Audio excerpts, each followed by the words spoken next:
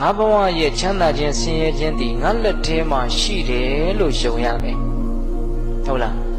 ငါကိုဆင်းရဲအောင်ဘယ်သူမှမလုပ်နိုင်ဘူးငါရဲ့မကောင်းတဲ့စိတ်တွေကိုအခြေခံပြီးတော့ဖြစ်ပေါ်လာတဲ့ကာယကံမှုဝစီကံမှုမနောကံမှုဆိုတဲ့မကောင်းတဲ့ကံတရားတို့တည်တာလေငါဘဝကိုဆင်းရဲအောင်အစင်မပြေအောင်ဖန်တီးမှာလို့ယုံကြည်ရမယ်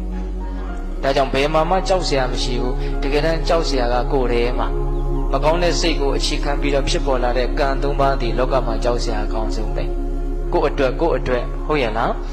အဲ့ဒါလိုပဲသူ့အတွက်လည်းပဲသူ့ရဲ့မကောင်းတဲ့ကံတွေကကြောက်စရာတွေပေါ့နော်အဲ့ဒါလိုပဲ